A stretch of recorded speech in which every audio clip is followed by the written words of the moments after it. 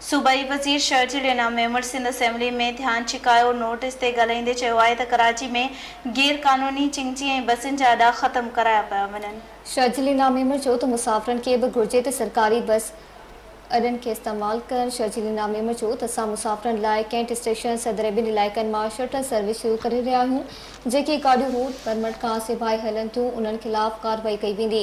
शर्जील मेमर चयो त जिन रिक्शा ऐं टैक्सियुनि में मीटर लॻल आहिनि उन्हनि ख़िलाफ़ कार्रवाई थी रही आहे। शर्जील मेमर चयो त पहिरीं जनवरी खां मई ताईं 3900 चालान ऐं 97 स्कूल वैननि मां गैस सिलेंडर हटाए विया आहिनि।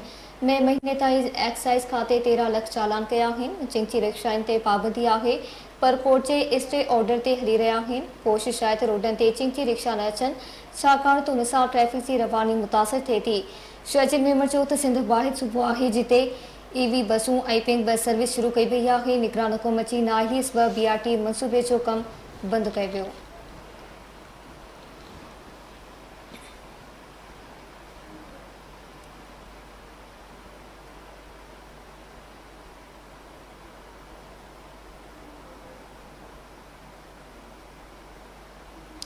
गंबट में नौजवान पाण मथां मुबैना तौर रिपीटर जो फायर करे आपघात कयो आहे। ॻोठ शाह मोहम्मद उजण में 20 वरियनि जे मोहम्मद इसाक उजण पाण मथां फायर करे ज़िंदगीअ जो अंत आणे छॾियो।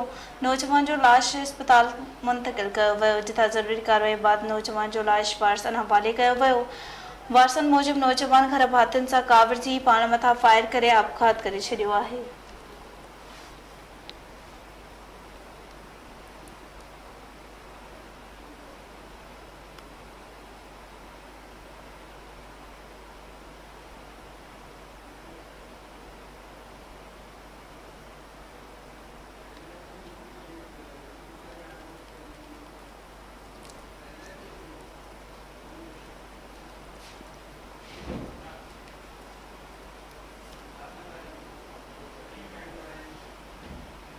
दादलकारी वेझो हिकु महीनो अॻु मुबैना तौरु अगवा थियल नीगर भुंग भरे बाज़ियाब थी वियो आहे। ॻोठ गुलाम हैदर लगारी जो रवासी 16 वरियनि जो नीगर नुमान पुट शकूर लगारी हथियारबंदनि वटां आज़ाद थी घर पहुची वियो।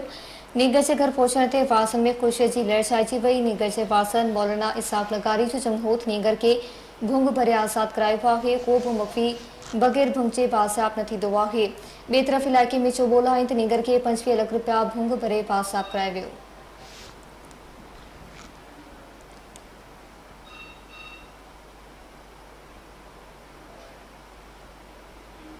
जैकबाबाद में आल पाकिस्तान क्लार्क एसोसिएशन तरफ़ां मुतालबनि जी मनता लाइ रैली कढी एहतजाजी मुज़ाहिरो कयो वियो।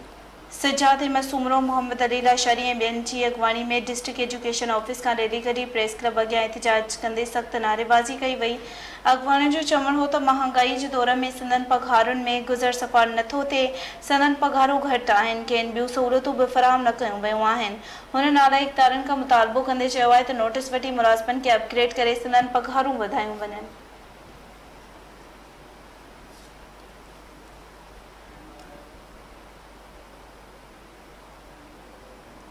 जामशोरो में CTD पुलिस कार्रवाई करे पाबंदी मड़ियल तंज़ीम जे जवाबदारनि खे गिरफ़्तार करण जी दावा कई आहे।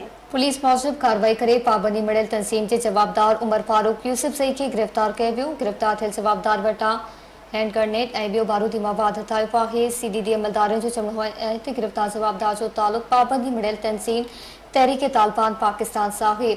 जवाबदार जांच दौरान अहम इंकशाफ कया आहिनि। हू हैंड ग्रेनेड कराची खणी वञी रहियो हो। गिरफ़्तार जवाबदार 2009 खां पाबंदी मड़ियल तंज़ीम लाइ कमु करे रहियो हो। तंज़ीम जो लोकल कमांडर हो।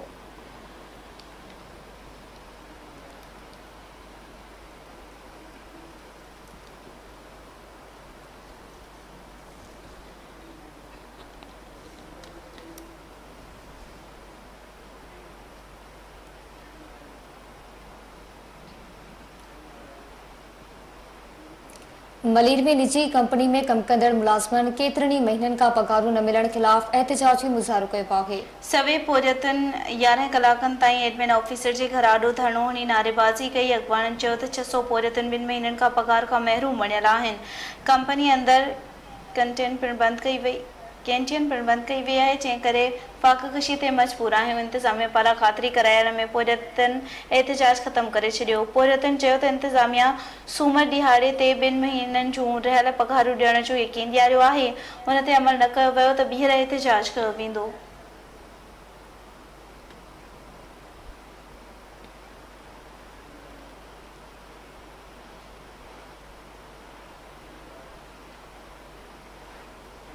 मनहड़ो में साफ़ी नसरुल्ला गडानी ते थियल कातलाने हमले ख़िलाफ़ सहाफ़िन प्रेस क्लब अॻियां एहतिजाजी मुज़ाहिरो कयो आहे।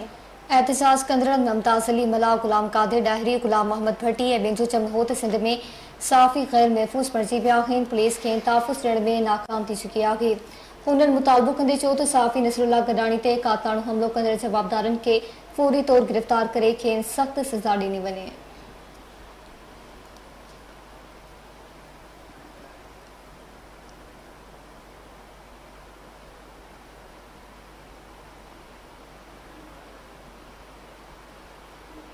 मांझत भरिसां ज़मीन जी मालिकियत मिंदुरनि में छेड़े दौरान 7 ॼणा ज़ख़्मी थी पिया आहिनि। लाखड़ा कोल माइनर जे वापडा कोल कंपनी में ज़मीन जी मालिकियत खोसा बिरादरी जे 2 धुरनि में छेड़ो थी पियो। छेड़े में डंडा ऐं पत्थर लॻण सबबि ॿिन्ही धुरनि जा 7 ॼणा ज़ख़्मी थी पिया, जिन खे वारसनि पारां खणाए इस्पताल मुंतक़िल कयो, जॾहिं त इतला बावजूदि पुलिस छेड़े वारे हंधि न पहुची सघी।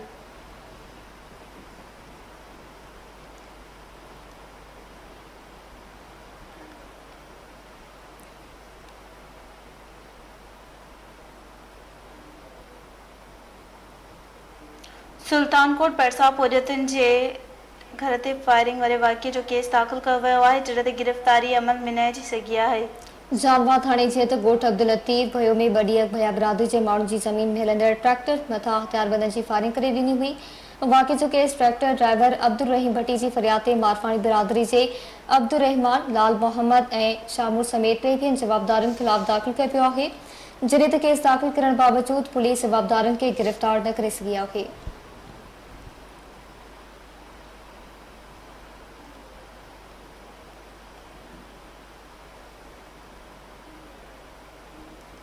टिकराटो वेझो चुल्हे जी चिणनि मां बाहि लॻण सबबि पोरे जो घर सड़ी वियो आहे। पोरियत सईद हुबदार अली शाह जे घर खे चुल्ह मां चिणक उथण सबबि बाहि लॻी वई। बाहि सबबि पोरियत जे घर में पयल कणिक, खटू, रोक रक़म ऐं ॿियो सामान सड़ी रख थी वियो। मुतासिर पोरियत जो चवणु हो त बाहि लॻण सबबि संदसि घर में पयल समूरो अलॻि तरह सड़ी रख थी वियो। हू खुलियल आसमान हेठि वेठल आहिनि। नोटिस वठी संदनि माली सहायता कई वञे।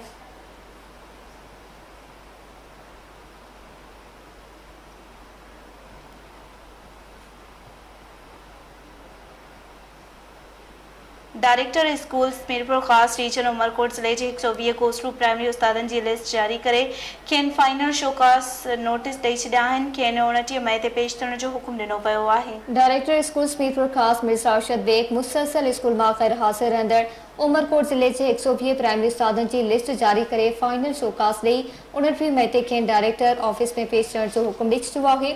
गोसड़ू करार ॾिनल 120 उस्ताद उमरकोट ज़िले जे मुख़्तलिफ़ प्राइमरी स्कूल्स में मुक़ररु थियल हुआ, जेकी मुसलसल ड्यूटी ते न ईंदा हुआ। गोसड़ू करार ॾिनल उस्ताद स्कूल अचण बदिरां मुख़्तलिफ़ कारोबार कंदा आहिनि। शोकास नोटिस ते पेश न थियण ते खेनि नौकरियुनि तां बरतरफ़ कयो वेंदो।